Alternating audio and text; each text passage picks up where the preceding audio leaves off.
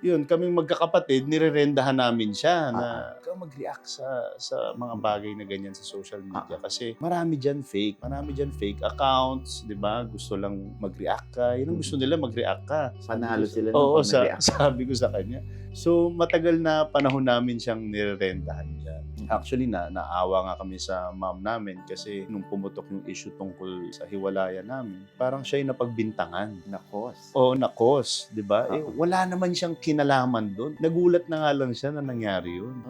Oo, as in wala siyang ka-idea sa nangyari. Kasi hindi ka naman nagkukuwento sa Oo, hindi ako masyado nag-o-open up sa kanya. Kasi siyempre may sariling buhay na rin ako. Oo. Mga problema man kami, hindi ko naman sinishare agad sa pamilya ko, 'di Oo, ba? oo. So, medyo naano ako sa kanya, naawa rin ako sa kanya na parang siya pa yung napagbintangan ng mga tao. Eh, wala naman talaga siyang kinalaman. And matagal na panahon ko siyang sinasabihan na huwag ka na mag-react, huwag ka na mag-react.